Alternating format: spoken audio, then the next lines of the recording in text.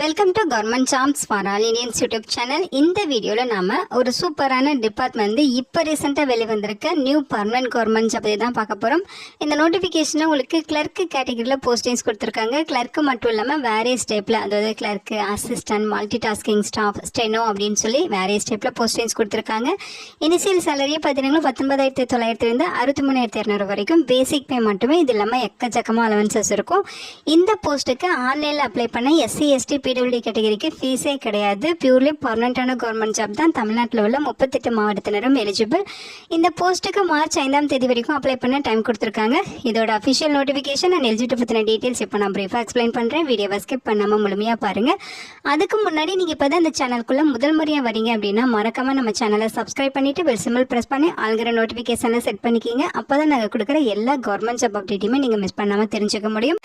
இந்த சேனலோட டெலிகிராம் குரூப்பில் அண்ட் வாட்ஸ்அப் குரூப்பில் நீங்களும் ஜாயின் பண்ணலன்னா ஜாயின் பண்ணிக்கலாம். அதோட லிங்க் டீடைல்ஸ் இந்த வீடியோவோட டிஸ்கிரிப்ஷனில் இருக்கும். இந்த ரெக்ரூட்மெண்ட் ரிலேட்டடான apply link and notification link எல்லாமே இந்த வீடியோவோட டிஸ்கிரிப்ஷனையும் ஃபர்ஸ்ட் கமெண்ட்லையும் பின் பண்ணியிருக்கேன், செக் பண்ணி பாருங்கள். மறக்காமல் இந்த வீடியோக்கு ஒரு லைக் கொடுத்துருங்க. நீங்கள் கொடுக்குற லைக் தான் எங்களுக்கு அடுத்தடுத்த வீடியோ போடுறதுக்கான மிகப்பெரிய மோட்டிவேஷனாக இருக்கும். இப்போ வாங்க நம்ம வீடியோக்குள்ளே போகலாம். இதுதான் இந்த ஜாப்புக்கான அஃபிஷியல் வெப்சைட் அட்ரஸ். ஸோ இதில் தான் உங்களுக்கு நோட்டிஃபிகேஷன் டீட்டெயில்ஸ், எலிஜிபிலிட்டி பற்றின டீட்டெயில்ஸ் எல்லாமே கொடுத்துருக்காங்க. ஸோ இந்த நோட்டிஃபிகேஷன் பார்த்தீங்கன்னா உங்களுக்கு சங்கீத் நாடக் அகாடமிலேருந்து ரிலீஸ் பண்ணியிருக்காங்க. இது பார்த்தீங்கன்னா மினிஸ்ட்ரி ஆஃப் கல்ச்சர் டிபார்ட்மெண்ட் கீழே, அதாவது கலாச்சாரத்துறையின் கீழே இங்கிற ஒரு இன்ஸ்டியூஷன்.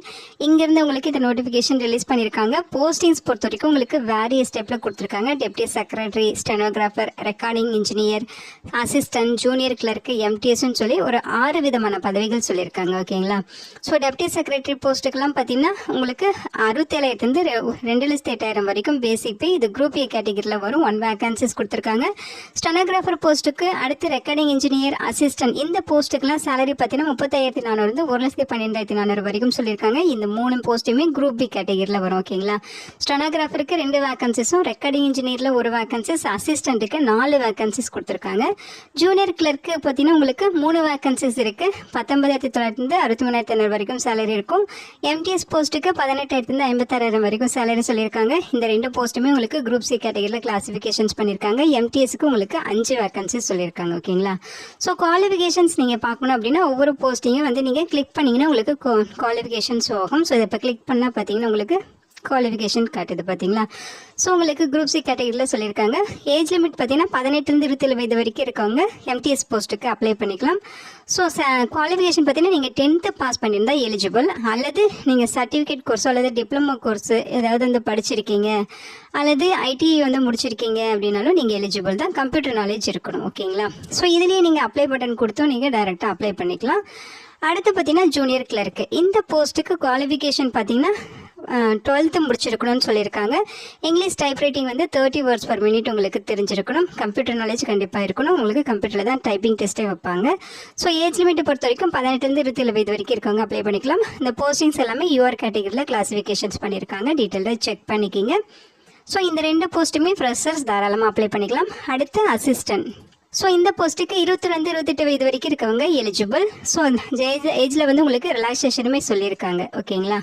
ஸோ குவாலிஃபிகேஷன் பொறுத்த வரைக்கும் ஏதாச்சும் ஒரு டிகிரி முடிச்சிருக்கணும். Arts, science, BE, B Tech, B Com இந்த மாதிரி ஏதாச்சும் ஒரு டிகிரி முடிச்சிருக்கணும். அதோட டைப்பிங் நாலேஜ் இருக்கணும். அதோட சீனியர் கிளர்க்காக வந்து 5 years ஒர்க் பண்ண எக்ஸ்பீரியன்ஸ் இருக்கணும் அப்படிங்கிற மாதிரி சொல்லியிருக்காங்க. நெக்ஸ்ட்டு பார்த்தீங்கன்னா ரெக்கார்டிங் இன்ஜினியர். ஸோ இந்த போஸ்ட்டுக்கு 28 35 வயது வரைக்கும் இருக்கவங்க எலிஜிபிள். யூஆர் கேட்டகரியில் தான் சொல்லியிருக்காங்க. இதுக்கு நீங்கள் டிப்ளமோவில் sound engineering and sound recording வந்து முடிச்சிருக்கணும் அப்படின்னு சொல்லியிருக்காங்க. ஓகேங்களா? அது மட்டும் இல்லாமல் 2 years எக்ஸ்பீரியன்ஸ் இருக்கணுங்கிற மாதிரி சொல்லியிருக்காங்க. அடுத்து ஸ்டெனோகிராஃபர், இந்த போஸ்ட்டுக்கு 21 28 வயது வரைக்கும் இருக்கவங்க எலிஜிபிள். டிகிரி முடிச்சிருக்கணும். ஏதாச்சும் ஒரு degree, arts, science, BE, B Tech இந்த மாதிரி ஏதாச்சும் ஒரு டிகிரி கம்ப்ளீட் பண்ணியிருக்கணும். அதே மாதிரி ஷார்ட் ஹேண்டு தெரிஞ்சிருக்கணும், டைப்பிங் தெரிஞ்சிருக்கணும், 3 years எக்ஸ்பீரியன்ஸ் இருக்கணும் அப்படிங்கிறாங்க. ஓகேங்களா? அடுத்து பார்த்தீங்கன்னா டெப்டி செக்ரட்டரி, இதுக்கு 35 45 வயது வரைக்கும் இருக்கவங்க எலிஜிபிள். டிகிரி கம்ப்ளீட் பண்ணியிருக்கணும். 10 years ப்ராக்டிக்கல் எக்ஸ்பீரியன்ஸ் இருக்கணும். அதே மாதிரி அவேர்னஸ் வந்து அவங்க சொல்லியிருக்கணும், பெர்ஃபார்மிங் ஆர்ட்ஸில் வந்து அண்டர்ஸ்டாண்டிங் இருக்கணும், அவேர்னஸ் இருக்கணும் அப்படிங்கிற மாதிரிலாம் எக்ஸ்பெக்ட் பண்ணுறாங்க. ஸோ இந்த போஸ்ட்டுக்கு எக்ஸ்பீரியன்ஸ் கண்டிப்பாக வேணும். ஓகேங்களா? ஸோ இதோட எலிஜிபிலிட்டி எல்லாம் தெரிஞ்சுக்கணும் அப்படின்னா இந்த எலிஜிபிலிட்டி க்ரைட்டீரியா வந்து கிளிக் பண்ணிங்கன்னா உங்களுக்கு எலிஜிபிலிட்டி ஷோ ஆகும். எப்படி அப்ளை பண்ணுங்கிற டீட்டெயில்ஸ் இங்கே வந்து இதை கிளிக் பண்ணிங்கன்னா உங்களுக்கு தெரிஞ்சிடும். ஸோ அப்ளை பண்ணுறதுக்கான லிங்க்குமே இதிலேயே கொடுத்துருக்காங்க. நியூ யூசர் இருந்தால் அது ரெஜிஸ்ட்ரேஷன் ஃபார்முக்கு இந்த லிங்க் வந்து நீங்கள் கிளிக் பண்ணணும். ஆல்ரெடி நீங்கள் ரெஜிஸ்டர் பண்ணியிருக்கீங்கன்னா இந்த யூசர் இந்த லிங்க் வந்து கிளிக் பண்ணி நீங்கள் லாகின் பண்ணி அப்ளை பண்ணிக்கலாம். அப்ளை பண்ணுறதுக்கு உங்களுக்கு மார்ச் 5ஆம் தேதி வரைக்கும் உங்களுக்கு டைம் கொடுத்துருக்காங்க. ஓகேங்களா? ஸோ இப்போ நம்ம எலிஜிபிலிட்டி க்ரைட்டீரியா பார்த்துடலாம். ஸோ இதுதான் பார்த்தீங்கன்னா எலிஜிபிலிட்டி. ஸோ இந்த போஸ்ட்டுக்கு மார்ச் 5ஆம் தேதி வரைக்கும் அப்ளை பண்ண டைம் கொடுத்துருக்காங்க. இந்தியன் சிட்டிசன்ஸ் எல்லாருமே எலிஜிபிள் தான். ஃபீஸஸை பொறுத்த வரைக்கும் ஜெனரல் அண்ட் ஓபிசி கேண்டிடேட்ஸ்க்கு 300 ருபீஸ் சொல்லியிருக்காங்க. ஸோ அதே மாதிரி ஜெனரல் அண்ட் ஓபிசி சேர்ந்த உமன் கேண்டிடேட்ஸ்க்கு ஃபீஸ் கிடையாது. அதே மாதிரி SC ST PWD category EWS இவங்களுக்குமே ஃபீஸ் கிடையாது. ஓகேங்களா? ஸோ அந்த 300 ருபீஸ் ஃபீஸுமே ஆன்லைனில் அப்ளை பண்ணுறப்ப ஆன்லைன் மூலியம் நீங்கள் வந்து பே பண்ணிக்கலாம். என்னென்ன டாக்குமெண்ட்ஸ் வந்து நீங்கள் அப்லோட் பண்ணணுங்கிற டீட்டெயில்ஸ் இங்கே கொடுத்துருக்காங்க. ஓகேங்களா? ஸோ இது எல்லாமே நீங்கள் டீட்டெயிலாக செக் பண்ணிக்கோங்க. உங்களோட data birth proof, qualification proof, experience proof, அதே மாதிரி NOC certificate, community certificate, so இந்த மாதிரி பேசிக் டீட்டெயில்ஸ் தான் சொல்லியிருக்காங்க. இது எல்லாமே செல்ஃப் அட்டஸ்டட் டாக்குமெண்ட்ஸ் நீங்கள் சப்மிட் பண்ணணும். அதாவது ஆன்லைனில் சப்மிட் பண்ணணும். செலெக்ஷன் ப்ராசஸ் இங்கே ஒவ்வொரு போஸ்ட்டுக்கும் தனித்தனியாக கொடுத்துருக்காங்க. ஓகேங்களா? ஸோ டெப்டி செக்ரட்டரி டாக்குமெண்டேஷன் இந்த போஸ்ட்டுக்கு ரிட்டன் எக்ஸாம் வந்து 70 மார்க்ஸ்க்கு இருக்கும் அப்படிங்கிற மாதிரி சொல்லியிருக்காங்க. அதுக்கப்புறம் இன்டர்வியூ இருக்கும். ஸோ ரிட்டன் எக்ஸாமினேஷன் 70 மார்க்குக்கும் இன்டர்வியூ 30 மார்க்குக்கும் நடக்கும் அப்படிங்கிற மாதிரி சொல்லியிருக்காங்க. அடுத்து ஸ்டெனோகிராஃபர் இந்த போஸ்ட்டுக்கு ரிட்டன் எக்ஸாம் 100 மார்க்குக்கு நடக்கும். அடுத்து short hand and typing test இருக்கும் அப்படின்னு சொல்லியிருக்காங்க. ஸோ அதோட டீட்டெயில்ஸ் கொடுத்துருக்காங்க. இது எல்லாமே குவாலிஃபைங் நேச்சர் தான். ஷார்ட் ஹேண்ட் அண்ட் டைப்பிங் டெஸ்ட்டாக நீங்கள் குவாலிஃபை பண்ணியே ஆகணும். அதே மாதிரி சிலபஸுமே சொல்லியிருக்காங்க ரிட்டன் எக்ஸாமினேஷனுக்கு. ஸோ அது பார்த்தீங்கன்னா arithmetics, English and Hindi, reasoning, general knowledge and current அஃபேர்ஸில் தான் உங்களுக்கு எக்ஸாம் நடக்கும். 1.5 மணி நேரம் எக்ஸாம் நடக்குங்கிற மாதிரி சொல்லியிருக்காங்க. ரெக்கார்டிங் இன்ஜினியர் போஸ்ட்டுக்கு பார்த்தீங்கன்னா உங்களுக்கு பார்ட் 1 எக்ஸாம் வந்து உங்களுக்கு 50 மார்க்ஸ்க்கு வந்து நடக்கும் அப்படிங்கிற மாதிரி சொல்லியிருக்காங்க. பார்ட் 2 வந்து 50 மார்க்ஸ் நடக்கும். இன்டர்வியூ அண்ட் ஸ்கில் டெஸ்ட் இருக்கும் அப்படிங்கிற மாதிரி சொல்லியிருக்காங்க. ஓகேங்களா? அடுத்து அசிஸ்டன்ட். ஸோ இந்த போஸ்ட்டுக்குமே டயர் 1 டயர் 2 அப்படின்னு சொல்லி 2 டயர் எக்ஸாம்ஸ் இருக்கும் அப்படிங்கிற மாதிரி சொல்லியிருக்காங்க. ஃபஸ்ட்டு பாஸ் எக்ஸாமினேஷன் பார்த்தீங்கன்னா உங்களுக்கு 100 மார்க்குக்கு. அதாவது இங்கே சொல்லியிருக்காங்க பாருங்கள். ஸோ மொத்தம் உங்களுக்கு ஃபஸ்ட்டு எக்ஸாம் வந்து 200 மார்க்குக்கு நடக்கும். குவாலிஃபைங் மார்க் தான் 100 சொல்லியிருக்காங்க. ஓகேங்களா? ஸோ 50 கொஸ்டின்ஸ் வந்து அரித்மெட்டிக்ஸ்லையும், 50 இங்கிலீஷ்லையும், 50 கொஸ்டின்ஸ் ரீசனிங்லையும், 50 கொஸ்டின்ஸ் வந்து ஜெனரல் நாலேஜ் அண்ட் கரண்ட் அஃபேர்ஸ்லையும் இருக்கும். 2 மணி நேரம் எக்ஸாம் நடக்கும்னு சொல்லியிருக்காங்க. செகண்ட் பாஸ் எக்ஸாம் பார்த்தீங்கன்னா டிஸ்கிரிப்டிவ் டைப்பில் ரைட்டிங் ஸ்கில்ஸ் வந்து பார்ப்பாங்க.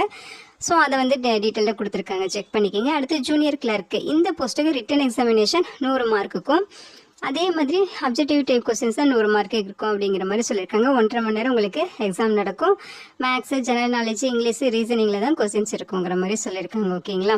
அதுக்கப்புறம் உங்களுக்கு ஒரு ஸ்கில் டெஸ்ட் இருக்கும். அடுத்து எம்டிஎஸ் இந்த போஸ்ட்டுக்கு ரிட்டன் எக்ஸாமினேஷன் மட்டும்தான் இருக்கும் 100 மார்க்குக்கு. ஸோ அதோட கொஸ்டின்ஸ் டீட்டெயில்ஸ் வந்து சொல்லியிருக்காங்க பாருங்கள். Maths, English, reasoning, general knowledge and current affairs இதில் தான் உங்களுக்கு வந்து கொஸ்டின்ஸ் வந்து கேட்போம் அப்படிங்கிற மாதிரி சொல்லியிருக்காங்க. ஸோ இப்படி தான் வந்து உங்களுக்கு ஒவ்வொரு போஸ்ட்டுக்கும் செலெக்ஷன் ப்ரொசீஜர் இருக்கும். ஓகேங்களா? நெக்ஸ்ட்டு நம்ம எப்படி அப்ளை பண்ணுறதுங்கிறத பார்த்துடலாம். ஸோ அப்ளை பண்ணுறதுக்கான ஸ்டெப் பை ஸ்டெப் எக்ஸ்ப்ளனேஷன் இங்கே கொடுத்துருக்காங்க பாருங்கள். ஃபஸ்ட்டு நீங்கள் வந்து ரெஜிஸ்டர் பண்ணல அப்படின்னா அதை ரெஜிஸ்டர் பண்ணணும். அப்புறம் டாக்குமெண்ட்ஸ் வந்து அப்லோட் பண்ணணும். அது வந்து 10th mark sheet, education qualification, community certificate, university certificate, experience certificate, உங்களோட சிக்னேச்சர், பாஸ்போர்ட் சைஸ் ஃபோட்டோகிராஃப் இதெல்லாமே அப்லோட் பண்ணி ரெடியாக வச்சுக்கோங்க. அதுக்கப்புறம் அவங்க சொல்லியிருக்க இந்த வெப்சைட்டில் போய்ட்டு அப்ளிகேஷன் வந்து லாகின் பண்ணி நீங்கள் அதில் வந்து ஃபில் பண்ணி இதெல்லாம் அப்லோட் பண்ணுற மாதிரி இருக்கும். ஆஃப்டர் ரெஜிஸ்ட்ரேஷன் எல்லாமே கரெக்டாக இருக்கான்னு செக் பண்ணிவிட்டு நீங்கள் அது ஒரு பிரிண்ட் எடுத்து வச்சுக்கோங்க அப்படிங்கிற மாதிரி சொல்லியிருக்காங்க. கண்டிப்பாக உங்களுடைய மெயில் அட்ரெஸ்ஸை அண்டு ஃபோன் நம்பர் இதெல்லாமே கரண்ட்டில் யூஸ் பண்ணிகிட்டு இருக்க டீட்டெயில்ஸ் மட்டும் கொடுங்க. ஓகேங்களா? ஸோ மார்ச் 5th வரைக்கும் உங்களுக்கு ஆன்லைன் போர்ட்டல் ஓப்பனில் இருக்கும். ஸோ அந்த டேட்குள்ளே நீங்கள் அப்ளை பண்ண இன்ட்ரெஸ்ட் இருக்கவங்க கண்டிப்பாக அப்ளை பண்ணிடுங்க. ஸோ இதோட சூப்பரான central government job, permanent job opportunity miss பண்ணிடாதீங்க. உங்கள் ஃப்ரெண்ட்ஸ் அண்ட் ரிலேட்டிவ் அப்படின்னு சொல்லி நிறைய பேருக்கு இதை எல்லாருக்கும் தெரியப்படுத்துங்க. Thank you so much and bye.